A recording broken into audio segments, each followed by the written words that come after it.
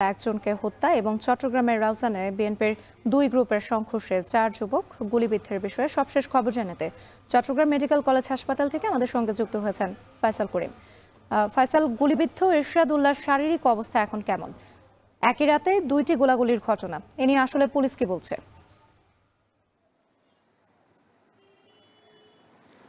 রাত্রি আমরা যেটি জেনেছিলাম যে গতকালকে যেই প্রচারণায় গিয়ে তিনি যেভাবে গুলিবিদ্ধ হয়েছিলেন তা একটি শঙ্কা ছিল যে আসলে তার অবস্থা নিয়ে রাজনৈতিক নেতাকর্মীদের মধ্যে এক ধরনের শঙ্কা ছিল, এবং আমরা যেটি দেখেছি অস্ত্রোপচারের পর তিনি স্থিতিশীল আছেন। চিকিৎসক জানিয়েছেন তিনি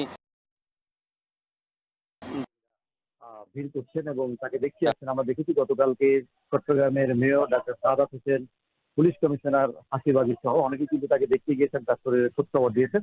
এখন তিনি স্থিতিশীল আছেন। তবে এই ঘটনায় আসলে রাজনৈতিক মহলে এক ধরনের আতঙ্ক নেমে এসেছে, উদ্বেগ নেমে এসেছে। বিশেষ করে রাজনৈতিক প্রচারণা এই সময়ে যারা নেতাকর্মী আছেন তারা বলছেন যে আসলে তারা প্রচারণা করতে এক ধরনের আতঙ্কে থাকবেন এরপর থেকে, এবং পুলিশের ভূমিকা নিয়ে তারা প্রশ্ন তুলছেন যে আসলে একের পর এক যে হত্যাকাণ্ড ঘটছে, বিশেষ করে গত এক বছরে চট্টগ্রামে আমরা দেখেছি অর্ধশতাধিক দিবালোকে হত্যাকাণ্ডের ঘটনা নগরীতে ঘটেছে, এবং চট্টগ্রামের রাউজান উপজেলা কিন্তু বিশেষভাবে আলোচনায় এসেছে, কারণ সেখানে কিন্তু গত এক বছরে 17টি হত্যাকাণ্ড ঘটেছে, যার মধ্যে 13টি কিন্তু রাজনৈতিক, এবং এগুলো কিন্তু অধিকাংশই বিএনপির অভ্যন্তরীণ কোন্দলের বলি হয়েছেন বিভিন্ন নেতাকর্মী। এবং আমরা যেটি সবশেষ দেখেছি গতকাল বিএনপির 8 নং আসনের যিনি মনোনীত প্রার্থী, তার প্রচারণায় চট্টগ্রামের একজন শীর্ষ সন্ত্রাসী, পুলিশের তালিকাভুক্ত সন্ত্রাসী সরওয়ার বাবলা, তিনি ঘটনাস্থলেই নিহত হন।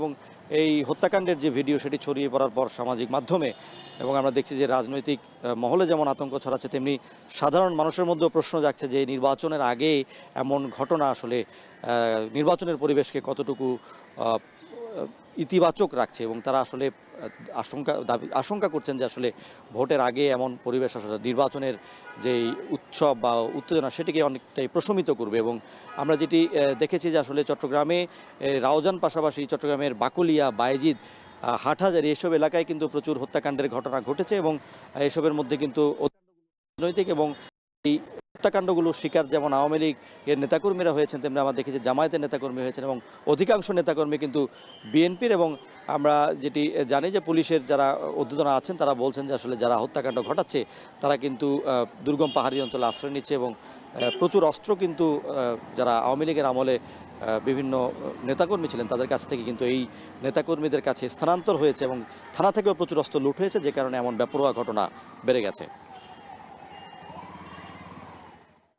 চট্টগ্রাম মেডিকেল কলেজ হাসপাতাল থেকে যুক্ত ছিলেন ফয়সাল করিম।